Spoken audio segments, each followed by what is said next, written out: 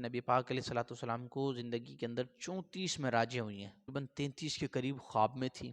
یہ ایک وہ تھی جو جسم کے ساتھ ہوئی۔ یہ حضور علیہ الصلوۃ والسلام کو معراج کروائی کیوں گئی؟ مکۃ المکرمہ کے جب کافروں نے بے پناہ تنگ کیا تو جان عالم صلی اللہ تعالی علیہ وآلہ وسلم طائف کی طرف تشریف لے گئے اور وہاں کے لوگوں کو دعوت دین دی۔ وہاں کے اوباش بدتمیز لڑکوں کو اللہ کے آخری نبی کے پیچھے لگایا، بدتمیزیاں کروائی، اور ان اوباش لڑکوں نے آوازیں کسی، حتیٰ کہ انہوں نے پتھر مارے۔ جان عالم صلی اللہ تعالی علیہ وسلم کی نالین شریف خون سے بھر گئی، اتنا انہوں نے ستایا۔ کچھ ہی وقت گزرتا ہے تو ابو طالب مولا علی کے والد وہ جناب دنیا سے چلے گئے۔ 4 مہینے کے بعد حضور علیہ الصلوۃ والسلام کی پہلی شریک حیات جو 25 سال حضور کے نکاح میں رہی، جناب سیدتنا خدیجۃ الکبریٰ رضی اللہ تعالی عنہ، ان کا انتقال ہو گیا۔ اب حضور علیہ الصلوۃ والسلام بڑے غم زدہ تھے، ایک غم کی کیفیت طاری تھی، بڑے پریشان تھے۔ اللہ اکبر، ایک آپ کا اور ہمارا غم ہے کہ کوئی پوچھنے والا نہیں، ایک رب کے محبوب کا غم ہے۔ اللہ اکبر۔ حضور کو جب غم زدہ دیکھا تو اب جبریل کو بھیجا کہ جبریل جاؤ، آج محبوب کا غم دور کیا جائے گا۔ چھت کو چھاک کر کے گھر کے اندر داخل ہوتے ہیں۔ گھر کے اندر جب داخل ہوئے تو دیکھا کہ حضور آرام کر رہے ہیں۔ محبوب کو اٹھانا ہے تو اپنے لبوں کو لگا کر اٹھا۔ ابھی جبرائیل علیہ السلام کہتے ہیں کہ میرا پورا بدن کافور کا تھا، اس کا سبب مجھے معراج کی رات سمجھ میں آیا کہ اللہ نے میرے پورے وجود کو کافور کا بنایا ہی اس لیے تاکہ اپنے لبوں کو محبوب کے تلووں پر لگا سکوں۔ حضور علیہ السلام بیدار ہوئے، حضور علیہ الصلوۃ والسلام کو لے کر آئے۔ حضور نے فرمایا میرے سینے کو چاک کیا، سینے کو چاک کرنے کے بعد میرے دل کو نکالا، اور دل کو نکالنے کے بعد اسے زمزم سے دھویا۔ دل جب باہر آتا ہے تو بندہ بچ جاتا ہے، چانس ہی نہیں۔ یہ جو بائی پاس کا معاملہ ہے نا، اس کے اندر ٹوٹل ڈاکٹرز کے پاس 85 سیکنڈ ہوتے ہیں، اور اس میں بھی آپشن یہ ہوتا ہے جی گیا تب بھی تمہارا اور نہیں جیا تب بھی تمہارا، اور پھر اگر وہ کامیاب ہو جائے اوپن ہارٹ سرجری تو پھر 7 مہینے کا بیڈ ریسٹ دے دیا جاتا ہے کہ بستر سے اٹھنے نہ پائے، اور پھر یہ بھی نہیں کھائے، وہ بھی نہیں کھائے، فلاں بھی نہ کھائے، فلاں بھی نہ کھائے۔ حضور علیہ الصلوۃ والسلام کا سینہ مبارک چاک ہوا۔ حضور نے فرمایا میرے سینے کو چاک کیا گیا، دل کو نکالا گیا، اور دل نکل گیا ہے، حضور دیکھ رہے ہیں۔ اس سے بڑی کیا شان ہوگی؟ اور حضور علیہ الصلوۃ والسلام کے زندہ ہونے پر دلیلیں طلب کرنے والے ان سے کہیں ذرا واقعہ معراج کو بیان کریں، اور جب واقعہ معراج کو بیان کرتے ہوئے حتیم کعبہ پہ پہنچیں گے تو انہیں بتانا پڑے گا امت کو کہ حضور نے خود فرمایا میرے سینے کو چاک کیا گیا اور دل کو نکالا گیا۔ دل کو نکالنے کے بعد دل پر آب زمزم نہیں ڈالا گیا۔ بڑا خوبصورت نقطہ، دل انور پر زمزم کو نہیں بلکہ دل انور کو زمزم میں ڈالا گیا، اور دل انور کو زمزم میں ڈالنے کی ہی وجہ یہ تھی کہ قیامت تک آنے والے جتنے لوگ ہیں اور قیامت تک آنے والے حضور کے جتنے کلمہ پڑھنے والے ہیں ان سب کو پتا چل جائے کہ زمزم کا مقام و مرتبہ اسماعیل کے قدموں سے لگنے سے تو بڑا ہے، لیکن اس کی عزت، اس کا مقام ہم نے اس لیے بڑھا دیا ہے کہ اس نے محبوب کے دل کو چوما ہے۔ اور جب جبریل نے لب جناب حضور کے قلب کو دیکھا، فرمایا واہ واہ، عینانی اذنان، کیا دل ہے جس کی 2 آنکھیں بھی ہیں 2 کان بھی ہیں۔ کائنات میں ایسا دل کہاں سے آئے گا؟ نبی کا ترہ امتیاز ہے۔ اور اگر یہاں امام راضی کا جملہ پیش نہ کروں تو زیادتی ہوگی۔ امام راضی فرماتے ہیں کہ حیات مصطفیٰ دل کی محتاج نہیں ہے، حضور کا دل نکل گیا، حضور پھر بھی زندہ ہے۔ کہ جب بھی معراج کی بات آتی ہے ہم یہ کہتے ہیں کہ اس رات اللہ کے آخری نبی نے اپنے رب کا دیدار کیا۔ اب جب سدرہ پر پہنچتے ہیں تو کچھ لوگ یہاں آ کر رک جاتے ہیں، سدرہ تک پہنچے ہیں اور وہیں سے واپس تشریف لے کر آ گئے۔ سدرہ پہ کیسے دیکھا؟ جناب جبریل علیہ السلام کو دیکھا ہے، اللہ کو نہیں دیکھا۔ امام قسطلانی فرماتے ہیں 24,000 مرتبہ جبریل حضور کی بارگاہ میں آئے، ایک فرشتہ 24,000 مرتبہ حضور کی بارگاہ میں آ گئے، پھر حضور اتنا لمبا سفر کر کے اسے دیکھنے جا رہے ہیں۔ یہ کیسی بات ہے؟ غیر معقول اور ان لوجیکل بات ہو گئی۔ عقل اس بات کو تسلیم نہیں کرتی کہ جس سے دن کے اندر 5 دفعہ ملا جا رہا ہے، پھر اس پہ پیٹرول کا خرچہ کر اچھے خاصے بندے سے آپ 6 نمبر 7 نمبر شیئر ملنے جا رہے ہیں، حالانکہ وہ بندہ 5 نمازوں میں مل رہا ہے۔ تو جو فرشتہ 24,000 مرتبہ حضور کی بارگاہ میں آ گیا، عقل کیسے مانے گی کہ اتنا لمبا سفر کر کے اسے دیکھنے جا رہا ہے؟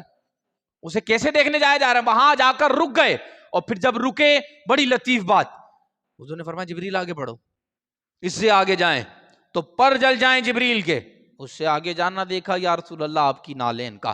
سدرہ ایک درخت کا نام ہے، بہت بڑا درخت ہے، اور آسمان عرش سے جتنے معاملات آتے ہیں وہ سدرہ پر آ کر رک جاتے ہیں، اور زمین سے جتنے اعمال احکامات اٹھائے جاتے ہیں بندے کے وہ بھی سدرہ پر آ کر رک جاتے ہیں۔ سدرۃ المنتہا، منتہا بمعنی انتہا کی جگہ، رک جاتی ہیں ساری چیزیں۔ اوپر سے جو احکام آتے ہیں وہ جبریل سدرہ سے لے لیتے ہیں، یہاں سے جو اعمال جاتے ہیں وہ بھی جا کر سدرہ پر رک جاتے ہیں۔ اب جب جبریل رکے، حضور نے فرمایا جبریل آگے بڑھو، یا رسول اللہ آگے نہیں جا سکتا، آپ جائیے۔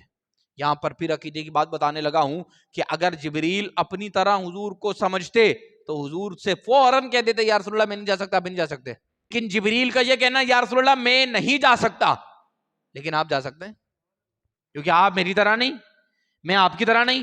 حضور نے اس وقت فرمایا، زمانے والے تو یہ کہتے ہیں کہ جناب حضور کو کیا خبر، حضور کو تو اس بات کی بھی خبر ہے جو حضور کی پیدائش سے پہلے کے واقعات ہو چکے ہیں۔ مولوی صاحب وہ کیسے؟ جبریل سدرہ پر پہنچ کر رک گئے، حضور نے فرمایا جبریل آگے نہیں جاتے، یا رسول اللہ نہیں۔ حضور نے فرمایا جبریل یاد کرو جب ابا ابراہیم کو آگ میں ڈالا جا رہا تھا تو جناب ابراہیم نے سوال کیا، ابراہیم سے تم نے کہا تھا علیہ السلام کہ ابراہیم علیہ السلام اللہ کے خلیل آپ کی کوئی بات ہو تو بتائیں، میں وہاں تک جا سکتا ہوں جہاں تک آپ بھی نہیں جا سکتے۔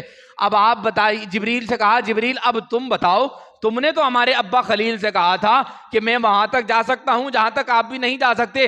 جبریل آج محمد مصطفیٰ صلی اللہ تعالی علیہ وسلم تجھ سے سوال کر رہے ہیں، تجھ سے پوچھ رہے ہیں، آج میں وہاں جا رہا ہوں جہاں تو بھی نہیں جا سکتا، اگر تیری کوئی خواہش ہو تو مجھے بتا، میں رب کو پیش کر دوں گا۔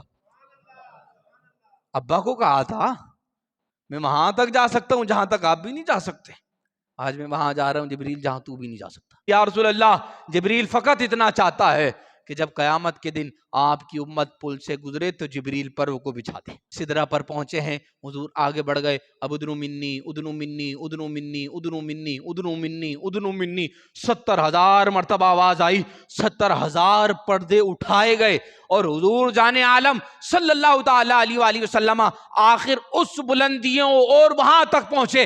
جناب ابو الحسن کرخانی رحمۃ اللہ تعالی علیہ آپ کہتے ہیں کہ عالم وجد میں اور مراقبے کی کیفیت میں نے اپنی روح کو پرواز کروانا سکھایا، میری روح پرواز کرتی رہی کرتی رہی کرتی رہی، ایک مقام ایسا آیا، ابو الحسن کرخانی کہتے ہیں ہاتف غیب سے آواز آئی، ابو الحسن کرخانی کہاں آ رہے ہو؟ میں نے جواب دیا میں اس عرش کی چھاتی پر جانا چاہتا ہوں جہاں معراج کی رات اللہ کے آخری نبی کے قدم لگے۔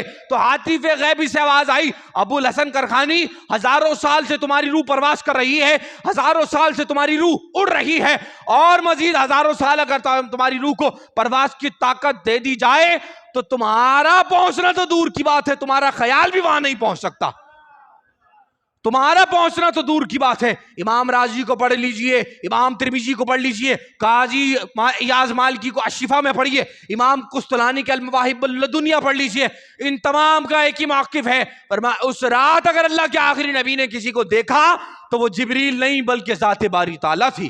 ابو ہریرہ سے سوال ہوا، فرمایا یہ بتائیں حضور کو دیدار ہوا؟ فرمایا ہاں ہاں، اس رات اللہ کے آخری نبی نے اپنے رب کو دیکھا۔ حضور سے پوچھا گیا یا رسول اللہ آپ نے رب کو دیکھا؟ حضور علیہ السلام نے ارشاد فرمایا رأیت ربی فی احسن صورہ، انہیں اپنے رب کو دیکھا۔ جناب قرآن کی آیت تو ہے کہ کوئی نگاہ رب کا احاطہ نہیں کر سکتی، آپ کہتے ہیں کہ دیکھا، کہ اللہ کو کوئی نہیں دیکھ سکتا، تو حضور نے کیسے دیکھا، حضور نے کیسے احاطہ کر لیا؟ تو ایک ہوتا ہے دیکھنا، ایک ہوتا احاطہ کرنا۔ بندہ کھڑا ہوا 6 فٹ کا تھا، 7 فٹ کا تھا، 8 فٹ کا تھا، آپ نے دیکھا اور اوپر سے لے کر نیچے تک اس کا احاطہ کر لیا۔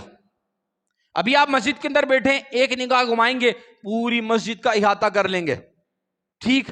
اور اگر اتنی آنکھوں کے ذریعے بندے کو کہیں آسمان کو دیکھو، وہ دیکھے گا ہاں بھائی بتاؤ کہاں سے شروع ہوا پتہ نہیں، آسمان ختم کہاں ہوا کا پتہ نہیں، ہم سارے باہر جا کر کھڑے ہوں اور آسمان کو دیکھیں، اور کوئی بعد میں اگر کوئی پوچھے بھائی آسمان شروع کہاں سے ہوا پتہ نہیں، ختم کہاں ہوا کا پتہ نہیں، پر دیکھا کیا؟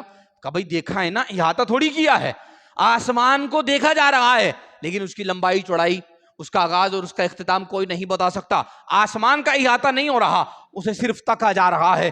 تو حضور علیہ الصلوۃ والسلام نے ذات باری تعالیٰ کا احاطہ نہیں کیا بلکہ دیکھا، بلکہ دیکھا۔ دیکھنا اور ہے، احاطہ کرنا اور ہے اگر ہم یہ کہیں کہ جناب علی حضور علیہ الصلوۃ والسلام نے احاطہ کیا تو گھیرا، وہ گھیرنا اور احاطہ کرنے کا معنی ہے کہ اللہ کی ذات کو ایک جگہ قید کیا جا رہا ہے.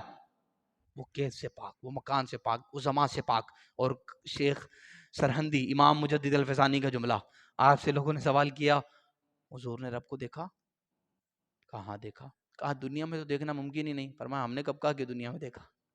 ہم نے کب کہا دنیا میں دیکھا؟ کہا کیسے؟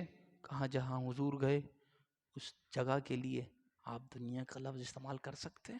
وہاں تو نہ رائٹ تھا نہ لیفٹ تھا، نہ فرنٹ تھا نہ بیک تھا، نہ گھڑی تھی نہ سامان تھا، نہ چوں تھا نہ چنا تھا. وہاں تمام چیزیں ختم ہو گئی، وہاں رب کو دیکھا. فرمایا وہاں تو وہی تو آخرت ہے، اختتام ہو گیا سب، دنیا میں نہیں دیکھا.